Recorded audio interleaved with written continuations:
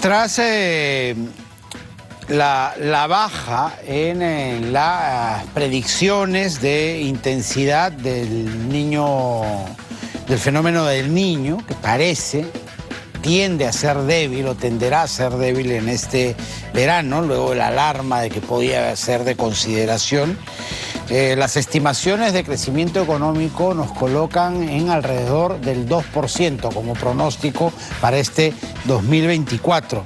¿Eso es positivo? ¿Es negativo? ¿Qué tanto se puede desarrollar un país creciendo con estas cifras de 2%? Eso se lo vamos a preguntar a Edmundo Lizarzaburu, profesor de SAN, que ya está aquí con nosotros. Edmundo, ¿qué tal? ¿Cómo está? Buenas tardes, gracias por la invitación. Muy buenas tardes. A ver, parece, respecto a la cifra que tuvimos en 2023, una buena noticia, crecer a 2%, pero todos coinciden que eso no alcanza para generar desarrollo y sobre todo para absorber a todos esos nuevos ciudadanos que se van insertando año a año en el mercado laboral, ¿no? Lo que pasa es que crecer siempre es positivo. Eso es un factor clave. O sea, es mejor que no crecer. Por lo menos es mejor que no crecer. Claro. Entonces, pero ¿qué ocurre acá? Primero, que en los últimos 2 años la masa de ciudadanos, de compatriotas que han entrado en situación de pobreza ha aumentado. ¿Ok? ¿Qué dicen los expertos? Cuando un país como el Perú crece a niveles de 2, 2,5, 3%, la brecha, ¿no es cierto?, de pobreza no se reduce. ¿Ok? Entonces deberíamos crecer a cifras mayores. Ese es el ideal. Como primer punto importante, mencionando ese crecimiento proyectado de 2%. El año pasado, en las mismas fechas, nos decían lo mismo, entre 2 y 3, y al final hubo una contracción representativa. Ya el fenómeno del Niño está materializado.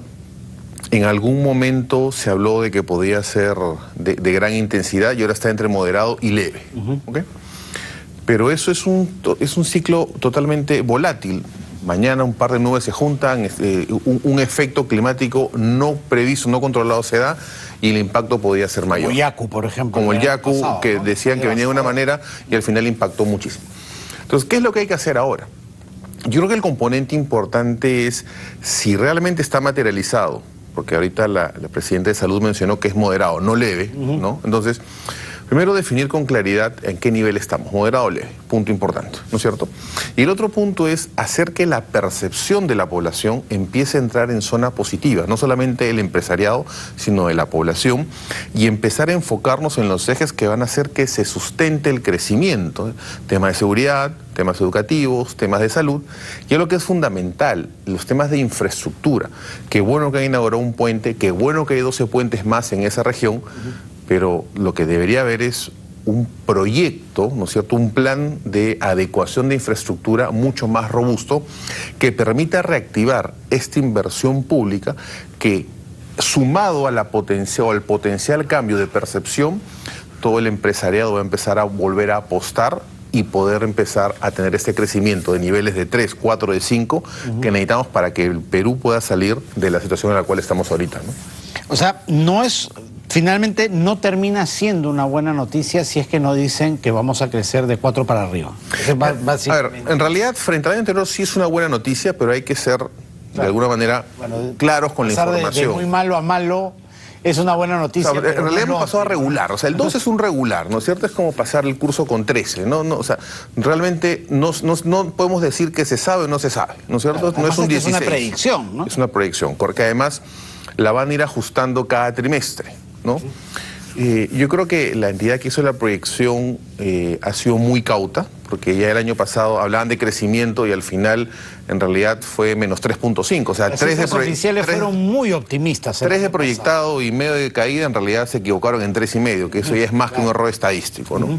Entonces yo creo que la noticia sí es positiva, pero hay que darle el camino o darle el matiz para hacerlo mucho más potente. Es decir, esto se va a poder sostener porque hay A, hay B, hay C, hay D y hay E, que la verdad no lo vemos del todo claro. Y ahí está el punto que habría que mejorar. Muchos economistas lo que critican y han criticado desde hace ya buen tiempo es que finalmente el Perú no marca un rumbo de desarrollo, sino más bien es como un velero que va hacia donde el viento lo lleva. Si hay buen viento, avanzamos rápido. Si el viento decrece, nos quedamos estancados o retrocedemos. ¿Tú eres de la misma sensación que no hay verdaderamente un plan de desarrollo independientemente de cómo estén los vientos? A ver, y es una apreciación muy personal. Yo creo que nunca había Muchos llamaron a esto el piloto automático. Lo que pasa es que, a ver, nunca ha habido con claridad una estrategia de gobierno en los últimos 20 años. O sea, y creo que en algún momento lo hemos conversado, tienen que haber ejes al margen del partido, la persona que esté gobernando el Perú. Es importante que se mantengan 3 ejes que no se han mantenido. O sea, todo el mundo habla del puerto de Chancay, ¿no es cierto? Que el puerto de Chancay, que va a ser, ok. La pregunta es muy simple. ¿Cómo hacemos para que alguien que vive en Jesús María vaya al puerto de Chancay? Imposible, no llega. No hay manera.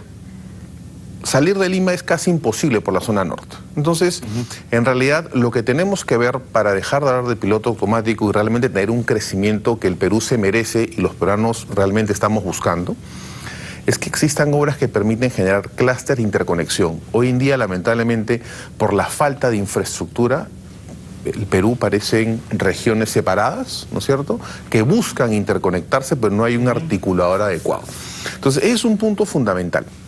El otro punto importante es que tenemos que seguir apostando en la educación de la población, en la educación a todo nivel, primaria, secundaria, técnica y universitaria, porque eso al final te va a sostener el valor agregado, la innovación, que en Perú lamentablemente está muy retrasada. Entonces, con estos componentes hacemos que nuestro barco, para hacer la misma analogía, ya no dependa del aire, sino tenga su propio motor. Claro, exactamente. Eso es la clave, cambiar las velas por un motor. Para al final el capitán tiene que avanzar con un par de buenas brújulas y contramaestres, o sea, va a llegar a buen puerto.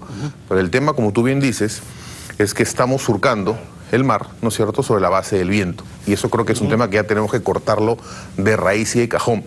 Pero hay un tema que es importante. China crecía 11, 12%, nosotros crecíamos a 7, 8. Se desaceleró la economía mundial, nos desaceleramos nosotros también. Ahí está. Es que hay cierto correlato porque en realidad, como somos un país exportador de mucha materia prima y poco valor agregado, poca innovación, hay que hacer ese gran cambio. Entonces, ese gran cambio, ¿dónde se da? En la minería. En vez de exportar piedra, exporta cátodos, exporta piezas, exporta valor agregado, ¿no es cierto? Lo mismo en el sector textil, en el caso de la agricultura también. O sea, creo que es momento de sentarse a identificar las necesidades reales, ¿no? Y poder, de alguna manera, tratar de que lo político deje de impactar tanto en lo económico. O sea, esas cuerdas separadas, en algún momento se pensó, se creyó, claro, que es lo que en un momento conversábamos. Perú hasta el 2019 ha manejado riqueza. Entonces, administrar riqueza es muy sencillo. O sea, la cuenta está en azul siempre. El gran problema es que hay muy pocas personas que saben administrar pobreza. Y no es malo administrar pobreza, sino es capacidad de gestión. Y eso es lo que ahorita realmente estamos tratando de tener y que se puede enfocar de manera adecuada para que la economía suba a niveles de 3, 4 y 5. Reducimos pobreza, mejoramos educación, mejoramos salud y la infraestructura sostiene la inversión y esto va generando toda una plusvalía como país y como recaudación también. El problema es que los administradores del país, que finalmente son los políticos, las autoridades, no han pensado en ello, ¿no? Han sido muy cortoplacistas en eso, ¿no? Y uno ha sido cortoplacista y dos, yo creo que, con el asunto también lo hemos conversado, tenemos una memoria selectiva y frágil, nos olvidamos rápidamente de las cosas. Yo creo que acá tenemos que resaltar las cosas buenas que se han hecho, no importando el gobierno, ¿no es cierto? Todos han hecho cosas buenas. Claro, en algunos casos han hecho más cosas malas que buenas, pero rescatemos lo bueno. Acá no nos gusta rescatar lo bueno de nada porque uno cree que rescatando lo bueno le hacemos un cherry, entre comillas, hablando en muy criollo, pero eso en realidad lo que necesitamos es aprender de las cosas buenas y hacerlas y ejecutarlas. Otro componente que es importante resaltar es que toda esta situación que estamos viviendo se va a mantener todo este año y en la medida que la coyuntura internacional no se adecúe, ¿y qué está pasando? Elecciones en Estados Unidos, elecciones en Rusia. Casi el 40 o 45% de la población mundial tiene elecciones. Entonces pueden haber cambios de timón y giros representativos, ¿no?, que también nos pueden afectar. Entonces ahí tiene mucho que ver cuáles son nuestros nuevos socios comerciales. Hoy día salió un informe en el cual Egipto está empezando a subir. O sea, un país que nadie lo tenía en el radar, ¿no?, y que de alguna manera nos hace poner un punto importante. No solamente hay que mirar China, Estados Unidos, Europa, sino hay que empezar a mirar la parte de Asia, ¿no es cierto?, la parte de Medio Oriente, ¿Y por qué no pensar en África, en países que de alguna manera pueden ser receptores de los productos que nosotros podemos elaborar, producir, innovar? Creo que la palabra clave es el crecimiento sin innovación se va a mantener en 2%. Si le agregamos la variable de innovación, nos vamos a 4%, que sea positivo. El cielo es el límite. Correcto. Muchísimas gracias, Edmundo, gracias por la invitación. Edmundo Lizarzauro, profesor de SAN, ha estado con nosotros. Cerramos así nuestro bloque económico.